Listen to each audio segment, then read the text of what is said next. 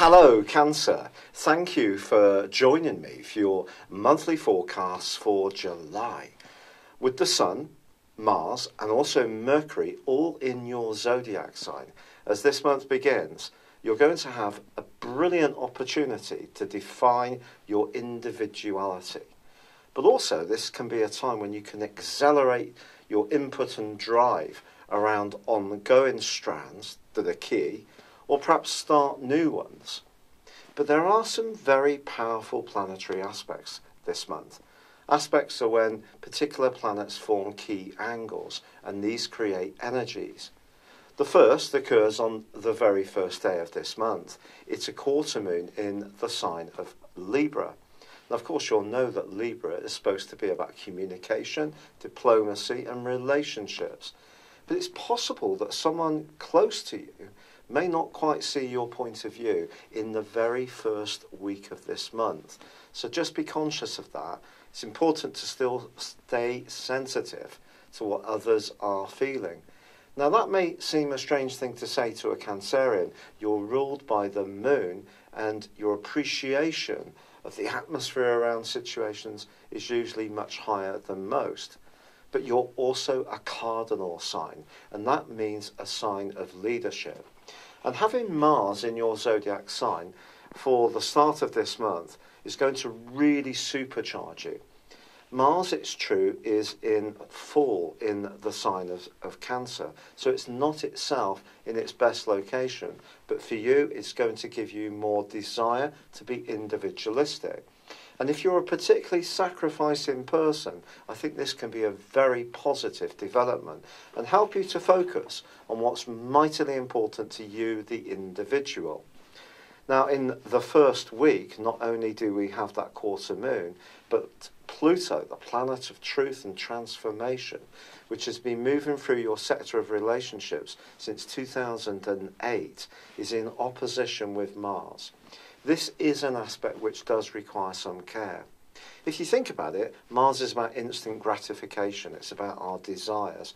In the first house, we're not wanting to think about things too much. We're wanting to get on with it. So there's an inherent impatience. With Pluto in your seventh house of relating, you could encounter someone who doesn't necessarily approve of some of the decisions that you're making, but they may not hold back from saying how they feel. So a battle of wills is definitely possible in the early part of this month. Furthermore, Venus, the planet of love and affection, and Mercury, the planet of communication, are both going to be moving on the 5th and 6th, respectively. In the case of Venus, she moves into a much more sheltered part of your situation. Over the next 28 days, it is possible that you could become more reflective around your relationships.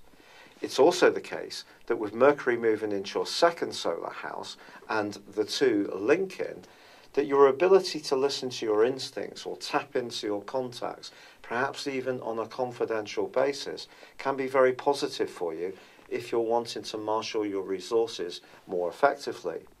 But I think the 9th of this month is probably the most important day, because then there is a full moon in the sign of Capricorn, so opposite yours, but this is embracing Pluto. In fact, week 2 of this month sees the Sun in opposition with Pluto. Now, the Sun is very much about our bodies, it's about our energy, it's about our potential. So, again, you may encounter someone who doesn't necessarily believe what you're doing is the right thing, either for you or for them, if you're closely involved. And that could lead to something of a tangle. This full moon obviously provides a backdrop for 2 weeks, so it can bring to the surface any relationship issues.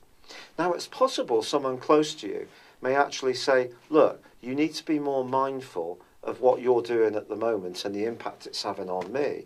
But you might say, look, I realise this is a bit tricky, but I really want to go with this. It's so important to me, and I feel I need to be single-minded at the moment. If you talk it through like this, there is a better chance that you can come to some kind of accord. But with Venus in that 12th solar house, it's also possible that a weak relationship could creak under all this astral pressure. Furthermore, on the 16th of this month is another quarter moon, this time in the sign of Aries. The tensions here can be more in the following week around work, and ironically, with Mars and Uranus clashing in week 3 too, along the same parts of your situation, the 1st and the 10th house, surprise demands, uncertainties in your professional affairs, or just a change in or continuing change in your own objectives may create a certain amount of restlessness or tension. So there's so much going on this month. It's incredible. However, by the 21st, Mars moves out of your zodiac sign and into Leo, followed on the 23rd by the Sun. In fact, on the 23rd, there's going to be a new moon in Leo, and this is very important.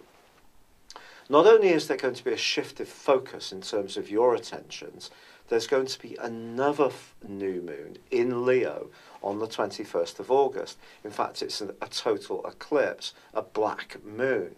Now, this is quite a rare occurrence when we get two new moons in the same sector over a month. And for you, I think it's really going to motivate your values or a determination to go for what you feel is rightly yours. Now, because the second solar house that Mars, the Sun, and the new moon occur in can be about money, it can make you much more focused on improving the material strands in your situation. But Mars can also see you becoming too preoccupied with this and not staying in touch with what feels right. So, some people may see you as almost being too desirous of that outcome. So your values are just as important as the more prosaic material side of things. So your values come very much into focus in the last 10 days of this month. And if you have a clear plan and you know how you want to execute it, there's a very good chance you could end up improving the inflows of money into your situation. But your appreciation of creature comforts, of sensuality, are also going to be heightened during this period of time. But from the 22nd to the 26th, Venus is in an opposition with Saturn. If there still isn't an open discussion that's taken place earlier in the month about a relationship matter, perhaps it's about an unspoken subject that is rather controversial, it could finally come into the open as this month draws to a close. And with Mercury also moving on the 26th into the sign of Virgo, you could find yourself wanting to talk about it because it will help to create some oxygen and help you to articulate how you feel.